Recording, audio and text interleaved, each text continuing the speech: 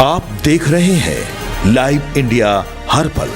Live India में आपका स्वागत है। मैं अरविंद सबरार। देखिए, श्री राम जन्मभूमि मंदिर आज आस्था और इतिहास का संगम बना, जहां द्रौपदी मुर्मू श्री राम यंत्र की स्थापना कर एक नई परंपरा को आगे बढ़ाई है। इस पावन अवसर पर पूरे देश में आए हजारों श्रद्धालु और अतिथि इस दिव्य क्षण के साक्षी बने। पूरा वातावरण भक्ति और श्रद्धा से सराबोर दिखा। धर्मनगरी अयोध्या में आज का दिन ऐतिहासिक पल का साक्षी बना है। श्री राम जन्मभूमि मंदिर में राष्ट्रपति द्रौपदी मुर्मू अभिजीत मुहूर्त में सुबह 11:55 में मंदिर के द्वितीय तल पर श्री राम यंत्र की स्थापना और विधिवत पूजा अर्चना की। यह क्षण न केवल धार्मिक दृष्टि से विशेष था, बल्कि देश की सांस्कृतिक एकता का भी प्रतीक बना। राष्ट्रपति का आगमन सुबह करीब 11 बजे महर्षि वाल्मीकि अंतर्राष्ट्रीय हवाई अड्डे पर हुआ, जहां से वे सड़क मार्ग के जरिए मंदिर परिसर पहुंची। करीब 4 घंटे के प्रवास के दौरान वे मंदिर में पूजा अर्चना के साथ साथ अन्य धार्मिक स्थलों के भी दर्शन किए। कार्यक्रम में लगभग 7,000 विशिष्ट अतिथि शामिल हुए, जिससे पूरे शहर में उत्सव जैसा माहौल बना हुआ दिखा। इस विशेष आयोजन में उत्तर प्रदेश के मुख्यमंत्री योगी आदित्यनाथ, राज्यपाल आनंदीबेन पटेल समेत कई संत और गणमान्य लोग मौजूद रहे। इसके साथ ही प्रसिद्ध आध्यात्मिक गुरु माता आनंदमयी और दत्तात्रेय होसबोले भी समारोह में शामिल रहे। आदरणीय प्रधानमंत्री जी के यशस्वी मार्गदर्शन और नेतृत्व में श्री राम जन्मभूमि मंदिर निर्माण के लिए भूमि पूजन का कार्यक्रम हो, श्री रामलला के प्राण प्रतिष्ठा का कार्यक्रम रहा हो, श्री राम जन्मभूमि में राम दरबार के पवित्र विग्रह की स्थापना का कार्यक्रम रहा हो, या फिर श्री राम जन्मभूमि में मंदिर निर्माण के कार्य के पूर्ण होने के उपलक्ष्य में ध्वजा आरोहण के कार्यक्रम और आज परिपूर्ण होने के उपलक्ष्य में श्री राम मंदिर में श्री राम यंत्र की स्थापना का एक कार्यक्रम हर सनातन धर्मावलंबी को और हर सच्चे भारतीय को यह आनंद से विभोर कर देता है। यही तो भारत की आस्था है, जिस आस्था को पहले अंधविश्वास कह करके अपमानित किया गया था। यह अपमानित करने वाले वही लोग हैं जो उत्तर प्रदेश या देश की सत्ता में रहते थे। अपनी सत्ता को बचाने के लिए वे नोएडा नहीं जाते थे। वह उनके लिए अंधविश्वास और रूढ़िवादी नहीं था, लेकिन राम मंदिर की बात करना, काशी में काशी विश्वनाथ धाम के निर्माण की बात करना और कृष्ण कन्हैया के मथुरा वृंदावन की बात करना उनके लिए अंधविश्वास का पर्याय था। लेकिन आज हम सब गौरव की अनुभूति कर सकते हैं, जो दुनिया में कहीं नहीं हुआ।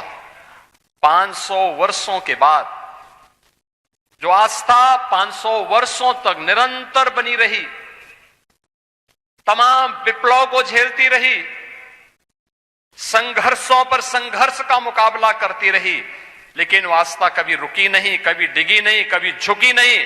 वह संघर्ष, वह सत्ता किसी की भी रही हो, वह सत्ता के खिलाफ वह संघर्ष जो इस आस्था को अपमानित करती थी, उसके खिलाफ इस संघर्ष निरंतर जारी रहा। और अंततः वह दिन आ रहा है जब अयोध्या, आज का ये अयोध्या इस रूप में हम सबके सामने है। पश्चिम बंगाल के खड़गपुर सदर विधानसभा सीट से बीजेपी उम्मीदवार दिलीप घोष ने कहा है कि चुनाव आयोग निष्पक्ष चुनाव के लिए हर जरूरी काम करता है। बंगाल के ज्यादातर पुलिस अधिकारी टीएमसी के वफादार हैं, देश और संविधान के वफादार नहीं हैं, और उन्हीं की देखरेख में हर चुनाव में हिंसा होती है। उनके पीछे रिकॉर्ड देखकर, उनका जो रिकॉर्ड है उसे देखकर सबका ट्रांसफर किया जा रहा है। चुनाव कमीशन जब हाथ में ले लेता है एडमिनिस्ट्रेशन, फ्री फेयर इलेक्शन के लिए जो जरूरी काम करते हैं, चुनाव ट्रांसफर भी होता है। लेकिन बंगाल के ज्यादातर पुलिस ऑफिसर जो टीएमसी के वफादार है, संविधान के वफादार, देश का वफादार नहीं है, इन्हीं के देखरेख में हर चुनाव में हिंसा होता है।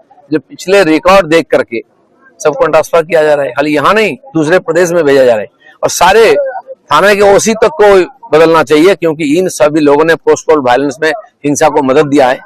एक ही गुंडा के ऊपर हाथ नहीं उठाया, न अरेस्ट किया, न केस किया। हमारे कार्यकर्ताओं का घर जलता रहा, दुकान लूटता रहा, महिलाओं पर बलात्कार हुआ, कोई कार्रवाई नहीं हुई है। इसलिए ये ऑफिसर लोग रहेंगे तो फ्री फेयर इलेक्शन बंगाल में नहीं हो पाएगा। असम का एमपी बीजेपी में ज्वाइन किया है प्रदीप बलदेव ने, असम का। चुनाव आता है तो बीजेपी सब जगह जीतता है, जानते हैं। चुनाव मतलब बीजेपी, तो इसलिए सब पार्टी से लोग आते रहते हैं। यहाँ भी ज्वाइनिंग शुरू हो जाएगा। देखिए, पश्चिम बंगाल की मुख्यमंत्री ममता बनर्जी के ईडी छापों के दौरान दखल देने पर सुप्रीम कोर्ट की टिप्पणी पर उत्तर प्रदेश सरकार में मंत्री ओम प्रकाश राजभर ने कहा कि सुप्रीम कोर्ट ने सही कहा है, जो स्वतंत्र एजेंसी है उसकी जांच में छेड़छाड़ नहीं करनी चाहिए। अब सुप्रीम कोर्ट ने टिप्पणी किया है तो जांच पड़ताल के बाद ही किया है। सही कहा है, जब स्वतंत्र एजेंसी है उसके जांच में छेड़छाड़ नहीं करना चाहिए। जांच एजेंसी कर रही है तो करे अपना। लेकिन इन स्वतंत्र जिसको आप स्वतंत्र एजेंसी कह रहे हैं, इस पे तो विपक्ष आरोप लगाता है कि भाजपा की एजेंसी हो चुकी है। तो ये कांग्रेस की भी तो एजेंसी थी। कांग्रेस जिसका शासन होता है अब उसी के साथ लोग जोड़ देते हैं। चलिए आगे बढ़ेंगे। कांग्रेस द्वारा 3 विधायकों को राज्यसभा चुनाव में वोटिंग ना करने को लेकर दिए गए कारण बताओ नोटिस पर पूर्णिया से निर्दलीय सांसद पप्पू यादव ने कहा है कि कांग्रेस उन्हें नोटिस तो जारी करेगी, अब वो कारण बताएंगे। अगर पार्टी की विचारधारा से अलग होंगे तो उसका जवाब तो दिया जाना चाहिए। उन्होंने कहा कि यह चुनाव विपक्ष के नेतृत्व के अहंकार के कारण हारा गया है और इसका कोई दूसरा कारण नहीं है। तो कांग्रेस नोटिस तो जारी करेगा ना भाई, अब ये बताएंगे क्यों कांग्रेस नोटिस। पार्टी के लाइन और विचारधारा से अलग होंगे तो आपको जवाब तो देना ही चाहिए। जो लोग ज्यादा बोले हैं वो तो गलत है, देना ही चाहिए, हर कीमत पर देना चाहिए। एक नेता कह रहे हैं कि उम्मीदवार सही नहीं था और नहीं, गलत बात कह रहे हैं। विचारधारा के सबने उम्मीदवार से क्या लेना देना भैया, और मान सम्मान तो सही में नहीं मिला, मैं तो इसको एक्सेप्ट करता हूं। और यह चुनाव विपक्ष के नेतृत्व के अहंकार के कारण हारा गया है, दूसरा कोई कारण नहीं है। बीजेपी इस जन्म में चुनाव नहीं हरा सकती विपक्ष को, बस मैं इतना जान। चलिए आगे बढ़ेंगे। नागपुर में महाराष्ट्र के मुख्यमंत्री देवेंद्र फडणवीस और मराठी अभिनेत्री सई तम्हरणकर गुड़ी पड़वा समारोह में शामिल हुई। महाराष्ट्र के मुख्यमंत्री देवेंद्र फडणवीस ने कहा कि मुझे बहुत खुशी है कि आज हिंदू नववर्ष पर गुड़ी पड़वा के इस पवित्र दिन के अवसर पर मैं शोभा यात्रा में उपस्थित हुआ। उन्होंने कहा कि मैं सभी को शुभकामनाएं देता हूं, सभी में बहुत उत्साह है, पूरा नागपुर भगवा हो गया है। देखिए, मुझे बहुत खुशी है कि आज हिंदू नववर्ष पर गुड़ी पाड़वा के इस पवित्र दिन पर मैं इस शोभा यात्रा में उपस्थित हूं। तमाम हिंदुस्तानियों को आज के दिवस की मैं शुभकामनाएं देता हूं और हमारे संदीप जी जोशी इनके नेतृत्व में एक बहुत अच्छी शोभा यात्रा हर वर्ष नागपुर में संपन्न की जाती है। आप देख सकते हैं जो उत्साह है, नागपुर भगवा हो गया है और साथ साथ पारंपरिक वेशभूषा में हमारे सभी आयु के लोग इसमें शामिल हैं और एक बहुत सुंदर इस प्रकार का ये दृश्य हम सब लोग मिलकर यहां पर देख सकते हैं। टीएमसी उम्मीदवार ने गोघाट में प्रचार किया। अब टीएमसी वरिष्ठ नेता डॉक्टर निर्मल मांझी ने कहा है कि हमने आम जनता के लिए जिला प्रशासन द्वारा दी गई बेहतरीन हेल्थ केयर सर्विस और सुविधाओं के बारे में बताया है। ऑडिटोरियम महिला और आम जनता के लिए है। हमारे सांसदों ने यहाँ पर बहुत से काम किए हैं, हम सब एक साथ काम करेंगे। उन्होंने कहा कि हमारा विजय सुनिश्चित है। ममता दीदी के नेतृत्व और अभिषेक बनर्जी के सेनापतित्व में हमें 270 सीट मिलेगी और ममता बनर्जी चौथी बार मुख्यमंत्री बनेगी। यहाँ का सर्विस होता है, यहाँ का आम जनता के लिए अच्छा सबसे अच्छा जिला का स्वास्थ्य परिसेवा, यहाँ का ऑडिटोरियम सब महिला को लिए, आम जनता के लिए। और जो रास्ता घाट बाकी है सभी हो गया। हमारा एमपी साहिबा यहाँ पर बहुत सा काम किया, उन्होंने यहाँ के भूमिपुत्र भूमिकन्या भी है। एक साथ हम लोग काम करेगा, क्योंकि हम लोग नेता नहीं है, मंत्री नहीं है, अध्यक्ष नहीं है, चेयरमैन नहीं है, नेता नेत्री नहीं है। हम लोग सबसे बढ़िया, हम लोग ममता जी का सचवता, सतोता और दायबद्धता का एक निराला सैनिक है। मरते दम तक, जब तक है लाहू हमारा धमनी में, जब तक है जान हमारा कलीजा में, श्वास है हमारा फुसफुस में, तब तक हम लोग जंग लड़ेंगे। जो सांप्रदायिक संप्रति को टूट दिया, विभाजन किया, धर्मीय विभाजन किया, उनके खिलाफ में मरते दम तक हमारा लड़ाई चलेगा। और ममता जी और अभिषेक जी का विरोध में जो लोग लगाम छड़ा कुत्सा अपप्रचार करते हैं, उनका विरोध में हम लोग इंची में जंग लड़ेंगे। और जो हमसे टकराएगा वो लोग चुर हो जाएगा। और शुभेंदु का माफी और जो है गद्दार, शैतान, बेईमान मिर्जाफर, विभीषण, वो लोग भाग जाएगा। हमारा विजय सुनिश्चित। ममता दी का नेतृत्व में और अभिषेक जी का सेनापतित्व में हम लोग माटी मानुष की दल तृणमूल कांग्रेस 260 का ज्यादा 270 तक हम लोग का सीट मिलेंगे। और ममता दी चतुर्थ बार देश का सिर्फ महिला मुख्यमंत्री और अगला दिन में उन्होंने देश का प्रधानमंत्री, बंगाली प्रधानमंत्री मिलेंगे। ये हमारा तमन्ना है, ये दिल की अरमान है, ये जरूर मिलेंगे। We will overcome in the forthcoming assembly election, we will welcome. जय हिंद, जय बंगाल। आईवाईसी के राष्ट्रीय अध्यक्ष उदय भानु चिब ने राहुल गांधी पर बीजेपी सांसद कंगना रनौत के टपोरी वाले बयान पर कहा है कि मैं ये कहूंगा कि कंगना रनौत का मानसिक संतुलन बिगड़ा हुआ है। देश के विपक्ष के नेता के बारे में ऐसी बात करना शर्मनाक है और हम आज से ही मंडी लोकसभा में युवा काम करेगी ताकि ऐसी सोच वाले जो सांसद हैं, जो देश विरोधी सोच रखते हैं, ऐसी बातें करते हैं, वो संसद में ही ना आ पाए और संसद का जो स्तर है वो नीचे ना गिरे। तो हम सुनिश्चित करते हैं कि ऐसे लोग संसद में ना आए जिनका मानसिक संतुलन बिगड़ा हुआ है। कहूँगा कि कंगना रनावत जी का मानसिक संतुलन जो है बिगड़ा हुआ है। देश के लीडर ऑफ ऑपोजिशन के लिए ऐसी बात करना शर्मनाक है और हम इंश्योर करेंगे कि आज से ही हम मंडी लोकसभा में यूथ कांग्रेस काम करेगी ताकि ऐसी सोच वाले जो पार्लियामेंटेरियन हैं, जो देश विरोधी सोच रखते हैं, जो ऐसी बेतुकी बातें करते हैं, वो पार्लियामेंट में ही ना आ पाएं और पार्लियामेंट का जो स्तर है वो नीचे ना गिरे। तो हम इंश्योर करते हैं कि मंडी में रहकर यूथ कांग्रेस ये इंश्योर करेगी कि ऐसे लोग पार्लियामेंट में ना आए कंगना रनावत की तरह, जो मानसिक संतुलन जिनका बिगड़ा हुआ है और पार्लियामेंट का स्तर नीचे ना गिरे। चलिए आगे बढ़ेंगे। छत्तीसगढ़ में आज समर्पण कर चुके नक्सली बजट सत्र की कार्यवाही देखने छत्तीसगढ़ विधानसभा पहुंचे हैं। तस्वीरों के माध्यम से हम आपको दिखाएंगे कि किस तरह से छत्तीसगढ़ विधानसभा पहुंचे हैं नक्सली जो आत्मसमर्पण कर चुके हैं वो नक्सली। देखिए तस्वीरों में उप मुख्यमंत्री विजय, इस दौरान उप मुख्यमंत्री विजय शर्मा ने कहा कि आज तीसरा ग्रुप पुनर्वासित नक्सलियों का आज विधानसभा भवन में आना हुआ और 140 लोग हैं। ये बड़ी प्रसन्नता का विषय है कि अब बस्तर पूर्णतः शांत हो गया है। अब बस्तर से सशक्त नक्सलवाद समाप्त हो गया है। तो वो सारे बस्तर के युवा जो कभी भटक गए थे लेकिन अब संविधान के साथ हैं, लोकतंत्र के साथ हैं, उन्होंने आज यहाँ आकर लोकतंत्र मंदिर के दर्शन किए।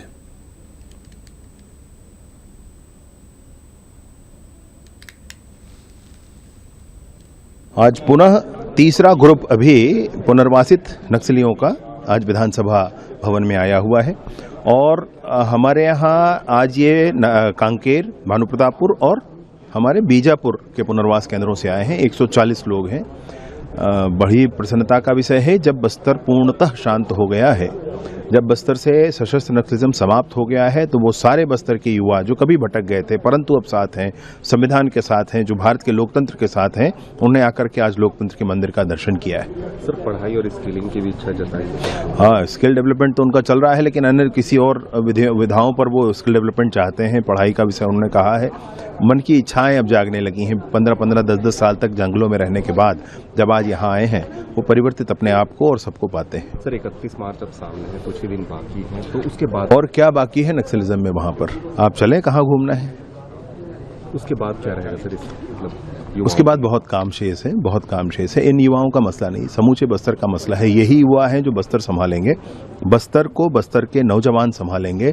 बस्तर की आर्थिक उन्नति बस्तर के लघु वनोपजों के आधार पर की जाएगी, यह निर्णय है। छत्तीसगढ़ मुख्यमंत्री विष्णुदेव छत्तीसगढ़ के मुख्यमंत्री विष्णुदेव साय ने कहा कि आज ऐतिहासिक क्षण है। 140 पुनर्वासित भाई बहन जो भटक गए थे अब पुनर्वासित होकर वापस समाज से जुड़े हैं, विकास की धारा से जुड़े हैं, देश के संविधान पर विश्वास जताए हैं और आज विधानसभा भवन में आए हैं। ये बहुत खुशी की बात है कि सबका स्वागत है। उनसे हमने बातचीत भी की है, उन्हें बहुत अच्छा लग रहा है और उन्होंने कहा कि हमारे छत्तीसगढ़ में ये बहुत बड़ी जीत है कि पुनर्वासित लोग नक्सलवाद को छोड़कर विकास की मुख्य धारा से जुड़ रहे हैं। आज बड़ा ऐतिहासिक क्षण है कि 140 पुनर्वासित हमारे भाई बहनें जो भटक गए थे अब पुनर्वासित होकर वापस समाज से जुड़े हैं, विकास की मुख्यधारा से जुड़े हैं, देश के संविधान पर विश्वास जताए हैं और आज विधानसभा भवन में आए हैं।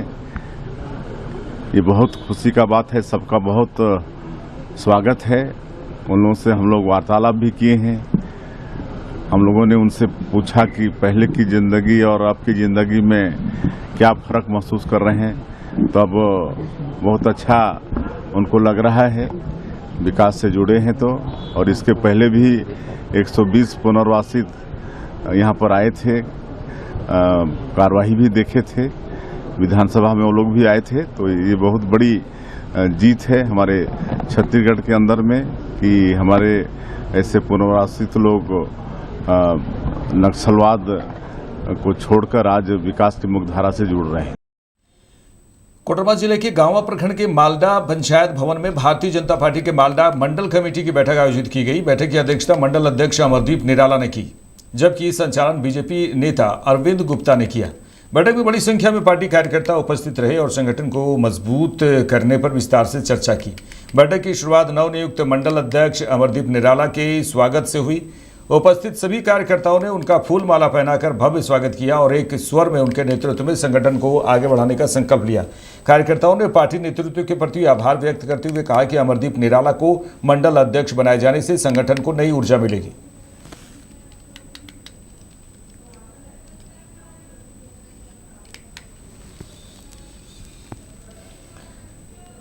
बोकारो के पेटरवा थाना छिलकारी में अवैध कोयला का कारोबार खूब धड़ल्ले से चल रहा था, जिसको लेकर बोकारो एसपी हरबिंदर सिंह ने कार्रवाई की है। अवैध कोयला के सुरंगों पर जेसीबी चलवाकर सुरंगों को बंद करवाया गया। जेसीबी मशीन से मुहाने में जो मुहाना होता है उसे बंद किया गया है। आप तस्वीरें देखिए। पेटरवार थाना प्रभारी राजू मुंडा भी इस दौरान उपस्थित रहे, साथ ही सीसीएल के अधिकारी भी उपस्थित रहे। वहीं एसपी हरबिंदर सिंह ने कहा कि इस तरह के अवैध कोयले का धंधा जहां भी चल रहा है उस पर अब जेसीबी चलेगा।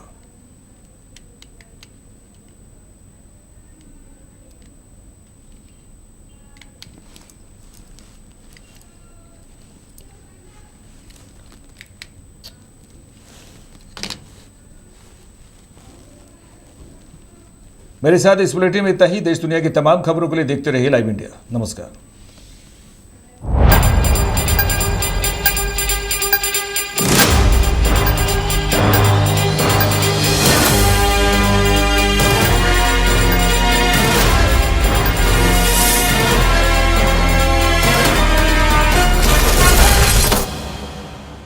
आप देख रहे हैं लाइव इंडिया हर पल।